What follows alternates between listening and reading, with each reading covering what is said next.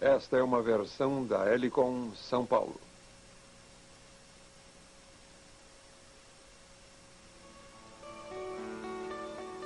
As antigas Assíria, Babilônia e Pérsia. De suas guerras sangrentas nasceu nossa civilização. À medida que um império sobrepunha-se a outro, o comércio e a cultura eram ampliados, os bárbaros eram domados e novas cidades eram fundadas à volta do Mediterrâneo. Do bronze ao ferro, neste episódio de A Tradição Ocidental.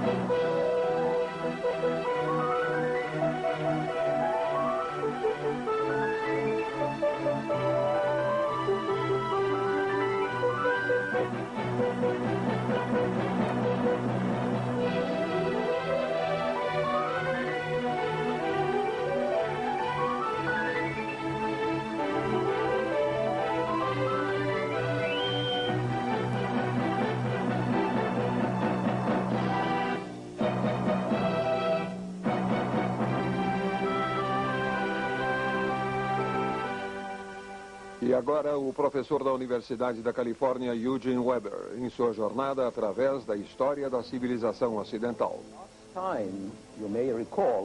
Nosso último episódio foi encerrado com um assunto que é muito importante para nós: dinheiro.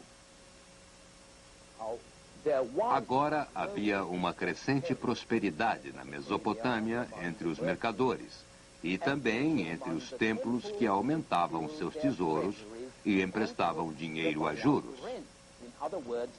Em outras palavras, eles atuavam como bancos.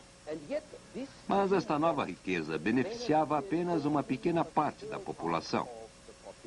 E o curioso é que um dos principais fatores que propagaram a riqueza e acabaram com as rígidas instituições do terceiro milênio foram as grandes guerras de pilhagem, nas quais os reis de Akkad e mais tarde da Babilônia e Nínive ganharam notoriedade. Foi a guerra, não a paz, que trouxe as maiores mudanças sociais.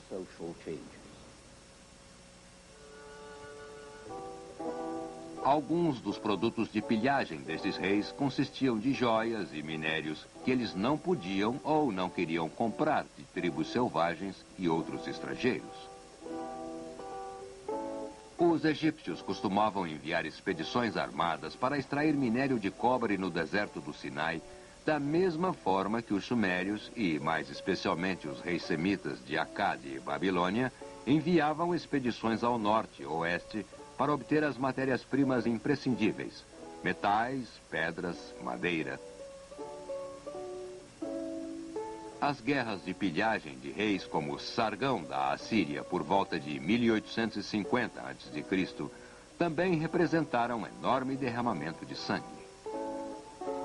Quando lemos os anais dos reis da Assíria, do norte da Mesopotâmia, vemos a constante presença de arrogância, sangue e terror. Cidades que são tomadas, pilhadas e queimadas. Prisioneiros que são açoitados e torturados, com cabeças, mãos e pés cortados em massa. Mas, em meio aos estupros, assassinatos e humilhações, havia a longa lista de apropriações: prata e ouro, metais e alimentos, gado e escravo. Há uma passagem reveladora do rei assírio Assurbanípal no 7º século a.C. que se vangloria. As pessoas, os asnos, camelos, ovelhas, são levados como prêmios para a Assíria. Quando Assurbanípal distribuiu os camelos e ovelhas a seu povo, havia tantos que os preços despencaram, afetando o mercado. O rei nos conta: taberneiros receberam camelos, escravos receberam camelos, destiladores em troca de cerveja e cestos de tâmaras frescas. Assim, a distribuição de riquezas conquistadas e acumuladas em enormes tesouros trouxe o poder de compra a toda a Mesopotâmia. Isso estimulou a demanda e a produção, ao mesmo tempo em que prisioneiros de guerra transformavam-se em mão de obra escrava com as habilidades necessárias. Mercadores foram contratados para a revenda da pilhagem, mercadores que obtinham lucros, e seus empregados também lucravam. Assim, um grupo social distinto começou a tomar a forma daquilo que podemos denominar como classe média, entre os guerreiros e sacerdotes de um lado e as massas pobres do outro. E a economia financeira propagou-se até que nem mesmo a terra era mais propriedade exclusiva de um deus ou rei.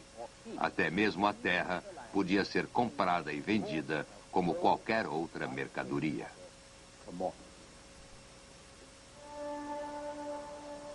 E a guerra também ajudou a espalhar o que poderíamos chamar de cultura.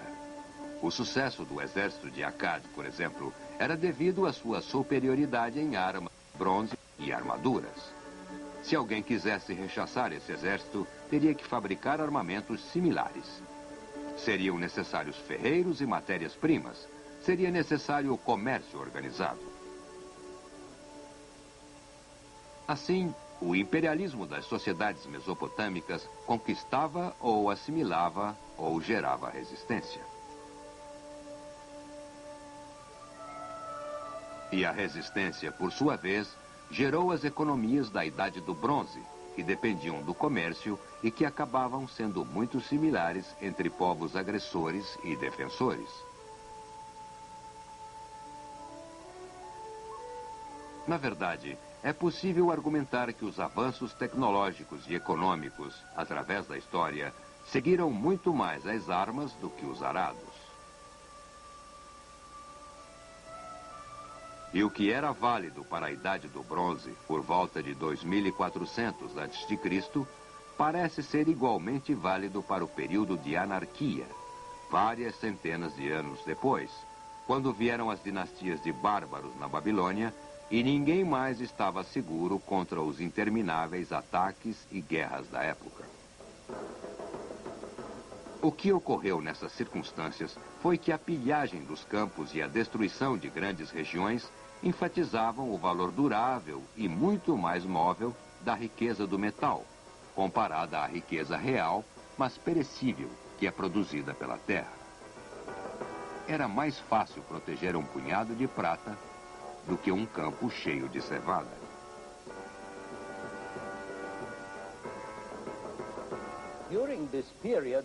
Durante este período, a economia natural transformou-se perante a constante anarquia. E isso também ajudou a fortalecer a economia financeira. À medida que essa economia do dinheiro, ou no mínimo de intercâmbios, era espalhada, a produção para o mercado tornou-se cada vez mais comum. Comerciantes entenderam que podiam trabalhar com especulações nas importações de qualquer produto para o mercado. E os lucros eram maiores desta forma do que quando se trabalhava por comissão, produzindo artigos que um estado ou um templo podiam necessitar. Em parte, isto ocorria porque havia muitos compradores no mercado. Na Mesopotâmia, como no Egito, o final do segundo milênio viu um crescimento no exército de servidores educados e nomeados pelo Estado, desde meros assistentes a juízes, coletando impostos e multas e fazendo a contabilidade. Estes ganhavam em mercadorias e dinheiro. Eles não possuíam fazendas, não podiam produzir suas próprias necessidades, nem trazer escravos e pilhagens, como os soldados que obtinham prisioneiros e bens, e assim tornaram-se compradores nos bazares. Também houve um número crescente de sacerdotes profissionais à medida que os governantes vitoriosos e cidadãos supersticiosos patrocinavam mais e mais templos, e estes sacerdotes também faziam compras. Agora, os artesãos e camponeses tinham um mercado em expansão para seus produtos, como estas jarras, e começam a receber uma fatia técnica maior da civilização, além de flechas nas costas.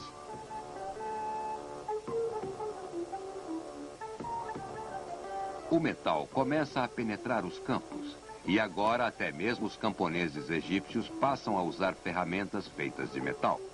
Por volta de 1600 ou 1500 a.C., o ferro era tão raro que valia o dobro do ouro. Após 1200 a.C., quando aprenderam a fazer o ferro por carbonação, ele passa a ficar cada vez mais barato e surgem melhores ferramentas de corte para a tosquia de ovelhas, castração de animais ou humanos. Como o ferro é mais barato para produzir e mais disponível que o bronze, seu uso generaliza-se na agricultura e na indústria, até que cerca de 900 ou 800 a.C., o ferro barato aperfeiçoa o processo que o imperialismo econômico tinha iniciado 1000 anos antes. Os camponeses podiam comprar machados e arados de ferro. O artesão podia ter suas próprias ferramentas e ser independente de templos ou patrões. O homem comum podia ter armas de ferro e enfrentar guerreiros da idade do bronze, como este, em melhores condições. E, portanto, o ferro também democratizou a guerra. Os bárbaros pobres e retrógrados agora podiam enfrentar os exércitos de estados civilizados que até então mantinham o monopólio de armamentos de bronze.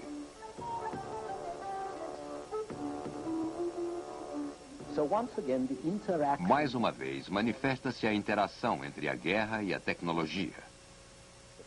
A idade do bronze entra em colapso no final do segundo milênio e vemos o crescimento de grandes impérios militares que conseguem atingir os objetivos dos antigos poderes da Mesopotâmia, acumulando todas as terras e produtos que suas pobres economias nativas possam demandar. A seguir temos 7 séculos de sangue, terror e caos, e podemos falar calmamente deles porque não estávamos lá. E quando observamos melhor, vemos que houve novos avanços.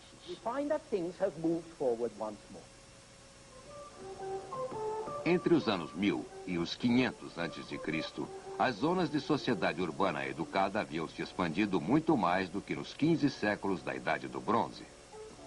A mudança deveu-se em grande parte aos grandes impérios da Assíria, Nova Babilônia e Pérsia. Cada um destes territórios uniu imensos territórios sob seu comando. E embora tenham feito isso à custa de uma terrível perda de vidas e riquezas, a unificação política que foi imposta promoveu a interação numa escala sem precedentes e numa área ainda maior.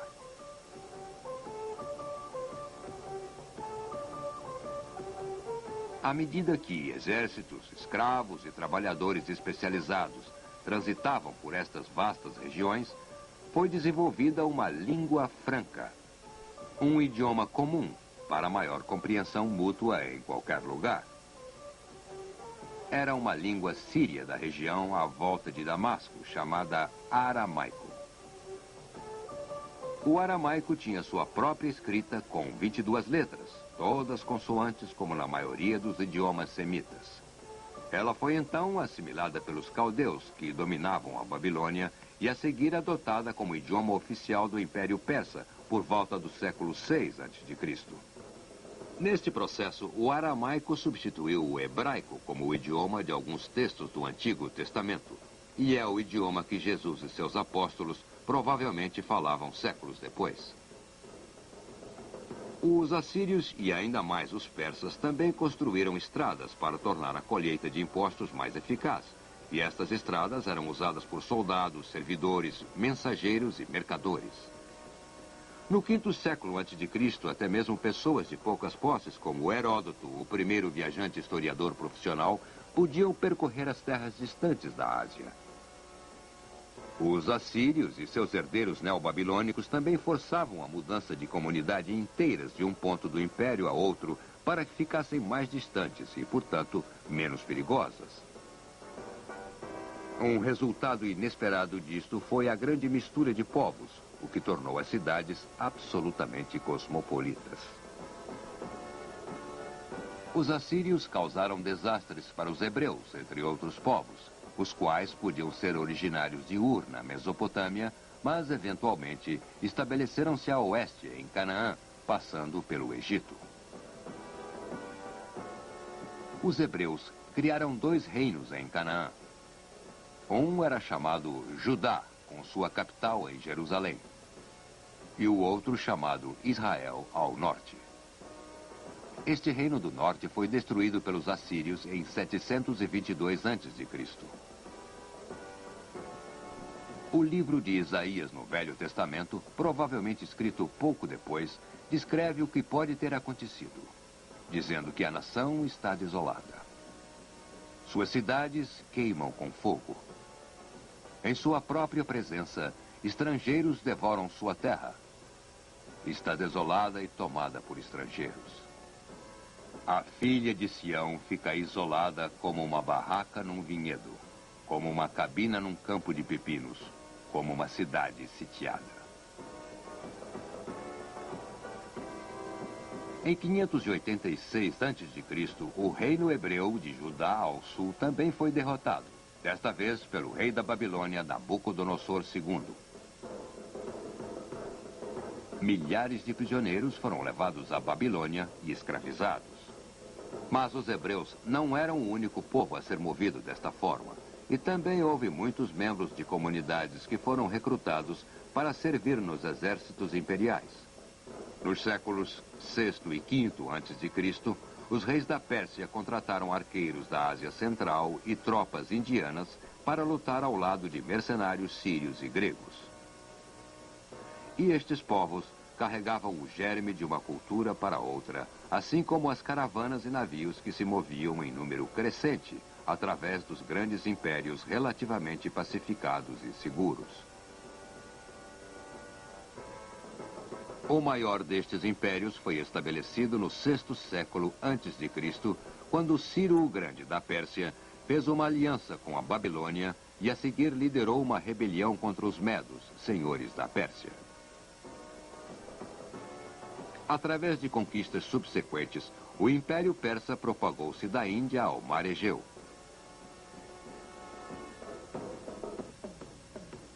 Os persas eram cavaleiros guerreiros que dominavam um império incrivelmente desigual. Como conquistadores, os persas e os medos formavam a raça dominante e privilegiada. O rei não era um deus, mas sim um delegado de Deus, como os nativos estavam acostumados a ver a forma de sua designação era peculiar. O chefe guerreiro cujo cavalo, um animal sagrado, fosse o primeiro a relinchar para o sol nascente, tornava-se rei.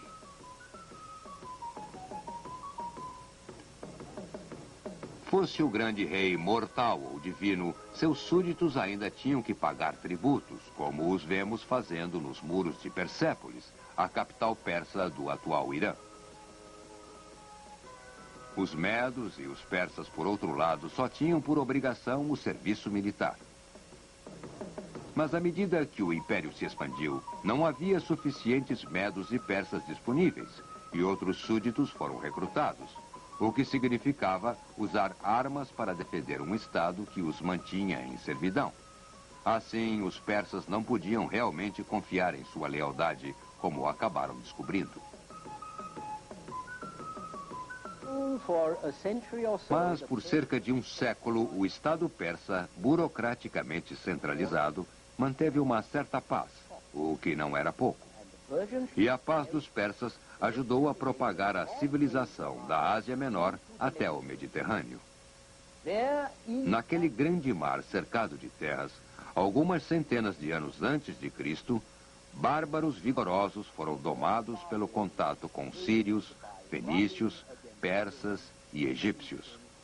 Os bárbaros que acabariam criando uma renascença intelectual e artística que combinaria a força de uma nova visão com habilidades técnicas aprendidas nas velhas tradições do Oriente Médio.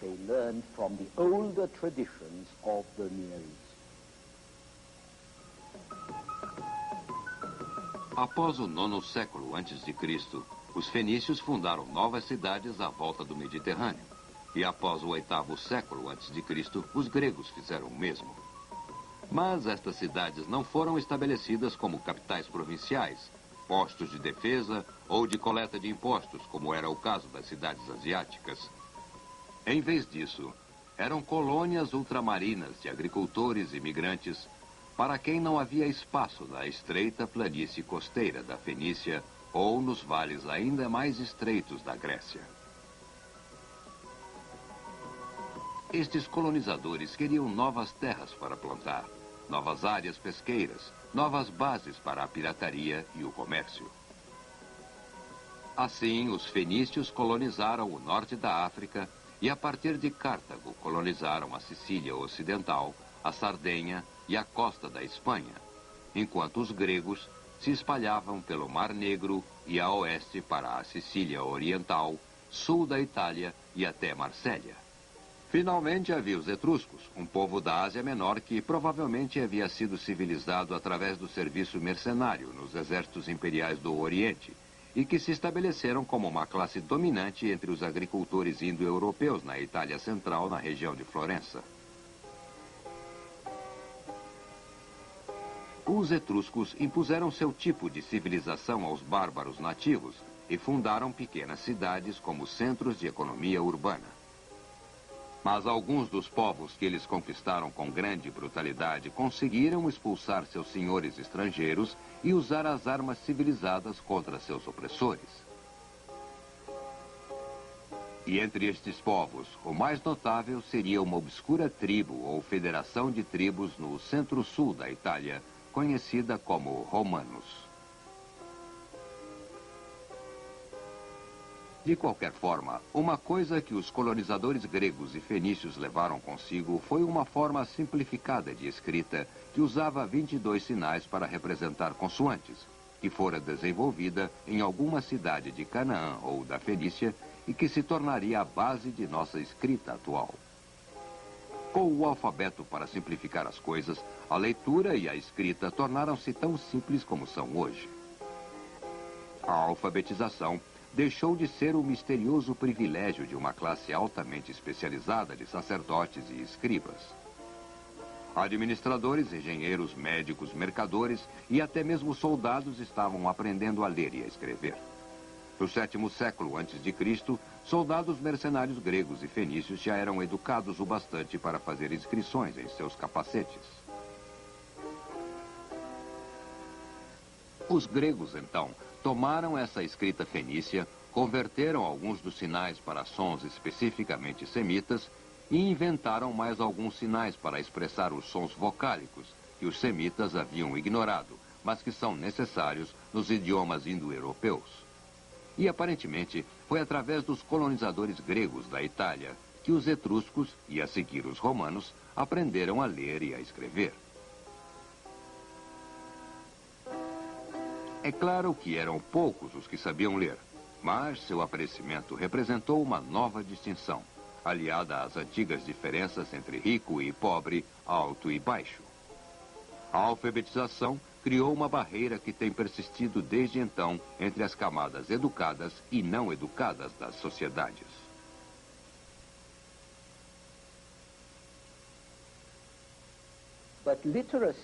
Mas a educação também foi um meio de comunicação que resistiria ao tempo. Uma comunicação que não apenas estabilizou a cultura, mas também permitiu que ela se acumulasse e crescesse exponencialmente, pois o conhecimento não iria mais morrer junto com aqueles que o possuíam, ou, quando muito, ser transmitido no antigo método de boca a boca. Ele podia ser gravado, preservado, assimilado pelas gerações seguintes, podia ser consultado, aumentado, invocado a qualquer hora. Um tesouro de memórias e inspiração, ou apenas simples informações. E aqui temos o início de nosso mundo no Oriente Médio e no Mediterrâneo. Se você procura raízes, poderia dizer que nossa cultura, a cultura ocidental, é uma cultura asiática e que a tradição ocidental tem suas raízes nesse amontoado histórico que vai do Mar Negro ao Golfo Persa. Uma terra sombria e sangrenta que jamais deixamos de recriar em nossos deuses, nossas guerras, nossa inquietude, mas também em nossa criatividade, habilidade e expansionismo. E isto é ainda mais válido para o Mediterrâneo, uma espécie de história líquida, em cujas margens as velhas tradições foram transformadas e por cujas margens todo o mundo ocidental foi irrigado, como veremos nos episódios seguintes.